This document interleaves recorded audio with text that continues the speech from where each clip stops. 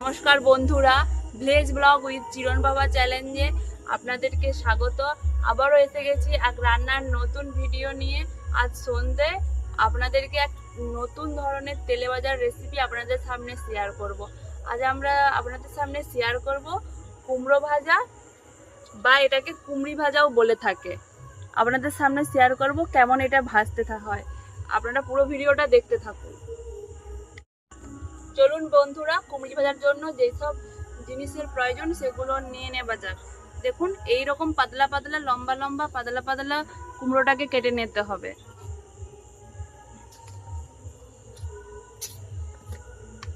এবার বেসনটা নিয়ে নেব।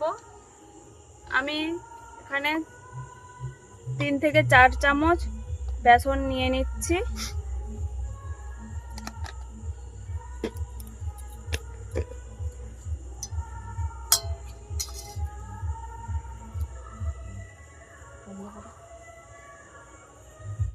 এরকম করে কুমড়োটা ভাজলে 2 থেকে 3 ঘন্টা মুচমুচে থাকবে।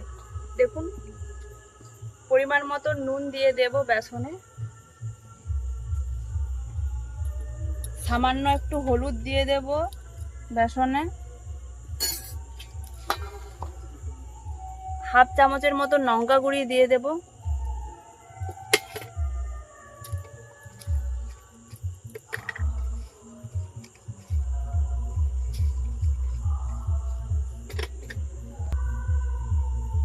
একটু চিনি দিয়ে দেব, কারণ কুমড়ো তো একটু চিনি দিলে খেতে মিষ্টি মিষ্টি লাগবে। এবার এটাকে ভালো করে মেখে নেব, সমস্ত উপকরণ দিয়ে ভালো করে মেখে নেব। 1 চামচ কালো জিরে দিয়ে দেব,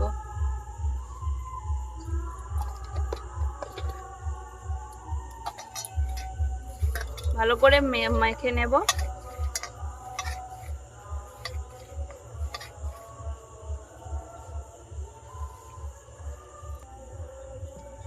অল্প অল্প জল দেব আর মাখবো। অল্প অল্প জল দিতে হবে আর মাখতে হবে, না হলে তো ডোটা পাতলা হয়ে যাবে, আর ডোটা পাতলা হয়ে গেলে হবে না। হালকা হালকা জল দিতে হবে আর মাখতে হবে। ডোটা একদম পাতলাও করব না আর একদম মোটাও করব না। অল্প অল্প জল দেবো আর মাখবো।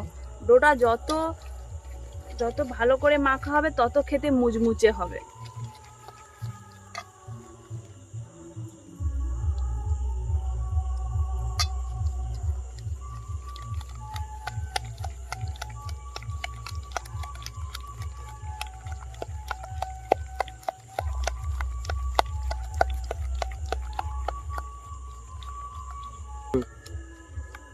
কিছুক্ষণ ভালো করে ব্যাটারটাকে ফেটে নেব। দেখুন, এরকম এরকম হয়ে গেলে এরকম করে ফেটে নিতে হবে ব্যাটারটাকে। ব্যাটারটা যত বেশি ফাটবো তত বেশি স্বাদ হবে, কুমড়ি ভাজাটা তত বেশি টেস্টি হবে।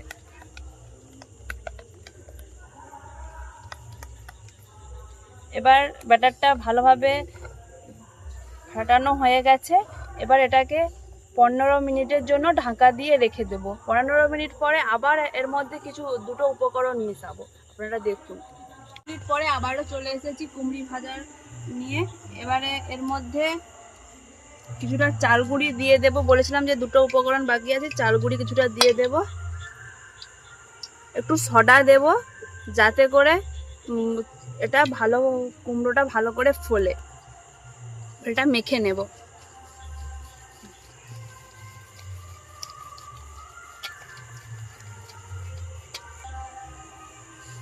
অল্প অল্প জল দেব আর মাখতে থাকবো, যাতে ব্যাটারটা ভালো হয়। ব্যাটারটা মোটাও হবে না, পাতলাও হবে না।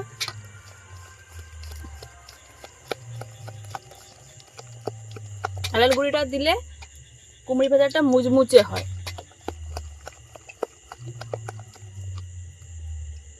একটু জল দেব।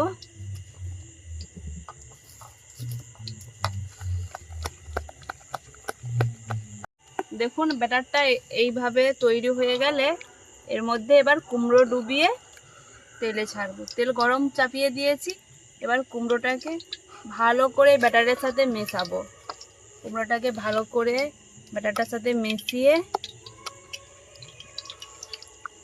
একটা করে তেলে ছেড়ে দেব। একটা একটা করেই ছাড়বো। এবার আমি উল্টে নেব, আর এর উপরে এরকম করে তেল ছড়াতে হবে যাতে করে কুমড়োটা ভালো করে ভাজা হয়। এর উপরে এরকম তেল ছড়াতে হবে। আমি তেল বেশি করে দিয়েছি, তাই আমি হালকা হালকা ছড়াচ্ছি। ভাজা হয়ে গেছে কুমড়োটা, এবার এটা আমি তুলে নেব। দেখুন কত সুন্দর ফুলেছে।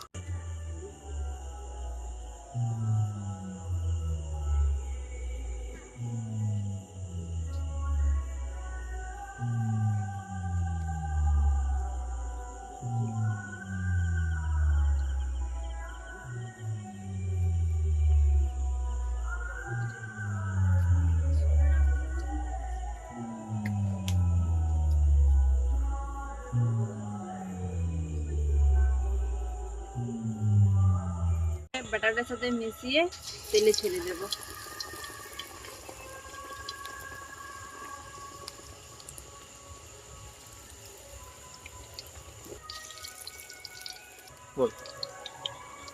তেলটা দেখুন কত সুন্দর ফুলেছে। এই পদ্ধতিতে কুমড়োটা ভাজলে 1 থেকে 2 ঘন্টা মুচমুচে থাকবে। সবগুলো কুমড়ি ভাজা হয়ে গেছে, এবার আমরা ভালো করে তুলে তেল ছেঁকে নেব।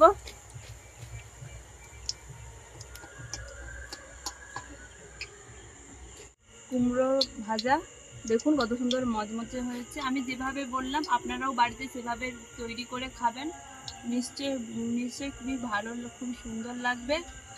দেখা হচ্ছে পরের ভিডিওতে, ততক্ষণ আপনারা ভালো থাকুন, সুস্থ থাকুন, ভিলেজ ব্লগ উইথ চিলড্রেন পাপার সাথে যুক্ত থাকুন।